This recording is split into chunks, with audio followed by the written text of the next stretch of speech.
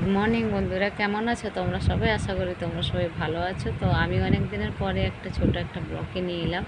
তো এগুলো কি বললো তো বন্ধুরা, এগুলো কচু বলে না, পদ্ম কচু, ওইগুলো। তো এগুলোকে দেখো, পদ্ম কচুকে আজকে কি করব, একটা ওই ইলিশ মাছ আছে, ওই ইলিশ মাছের মাথাটা দিয়ে একে রান্না করব, যাকে কচু শাক বলে। দেখেছো তো? এগুলো আমি ভাবলাম যে পরে আগেই তোমাদের দেখাবো ব্লগটা করে, তো দেখানো হয়নি যখন কেটেছিলাম, তো এখন দেখাচ্ছি। তো এগুলো পদ্ম কচু, তো এগুলোকে আমি আজকে ইলিশ মাছ দিয়ে রান্না করব। তো তোমরা অবশ্যই দেখো ভিডিওটা, তো আমি তোমাদের অবশ্যই দেখাবো, দেখতে থেকো। হাই বন্ধুরা, কেমন আছো তোমরা সবাই? আশা করি তোমরা সবাই ভালো আছো। তো তোমাদের আজকের ওই দেখালাম না, কচু শাক রান্না করে দেখাবো। তো অবশ্যই তোমরা দেখতে থাকো কচু শাকটা কেমনভাবে রান্না করে, আমি অবশ্যই দেখাবো তোমাদের। কচু শাকটা প্রথমে আমি ভাপিয়ে নিয়েছি, তোমাদের দেখাতে খেয়াল নেই। দেখো, প্রথমে আমি এটা ভালো করে ভাপিয়ে নিলাম, তারপরে আমি কচু শাকটা রান্না করব।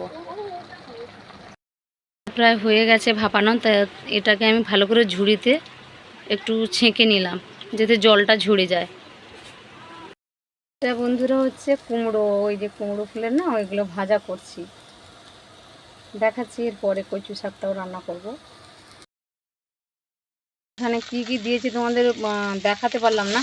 এখানে আমি দিয়েছি ওই কী বলে, পেঁয়াজ দিয়েছি, আদা রসুন দিয়েছি, তেজপাতা দিয়েছি, মৌরি দিয়েছি, সব কিছু দিয়েছি। একটা ইলিশ মাছের মাথা দিয়েছি, আর বেশি কিছু দেখাতে পারলাম না, কেননা লাইট চলে গেছিলো, তাই করে আমি ভিডিওটা বানাতে পারলাম না। নাহলে তোমাদের একটা গোটা লঙ্কা দিয়েছি, সব কিছুই দিয়েছি যেটা মশলাতে মানে দিতেই হয়।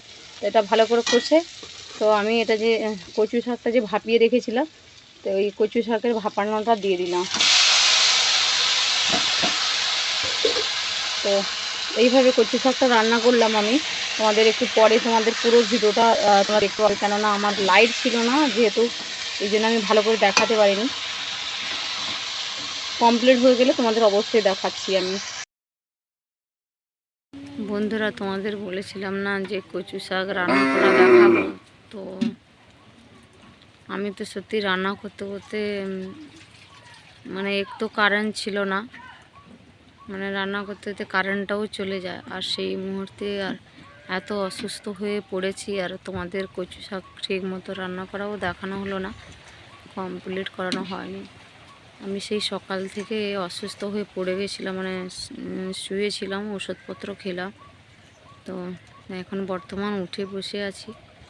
তো বসে মেয়েটা তো জানো ভিডিও পোস্ট করে, আর এই আইডির ব্যাপারে তো তোমরা জানো, টাইম তো টাইমে তো ভিডিও পোস্ট করতেই হয়। সে মানুষ অসুস্থ হলেও ভিডিও পোস্ট করতে হবে, আর একটা কোম্পানি যেভাবে রুল, তো টাইম বিষয়ে ভিডিও পোস্ট করার জন্য তো অনেক কষ্ট করে উঠেছি, তাও আমি ক্যামেরা ধরতেই পারছিলাম না।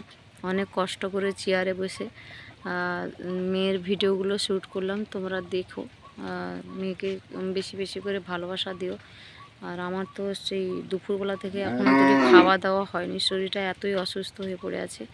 তো আমি একদম মানে কি বলবো তোমাদের, কিছু বলার নেই, বাস উঠে বসে আছি।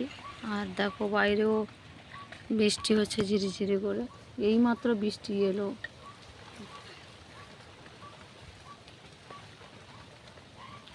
তো ভিডিওটা বেশি বেশি করে তোমরা শেয়ার করো, লাইক কমেন্ট করো, ব্লগটা দেখো। যাই টুকিটাকি করলাম, আমি তো ভাবছিলাম তোমাদের সঙ্গে শেয়ার করব, তোমাদের সঙ্গে শেয়ার করা হলো না।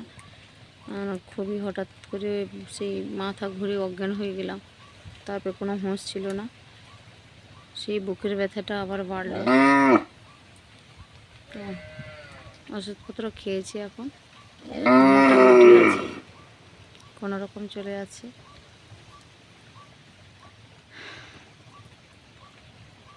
ওকে।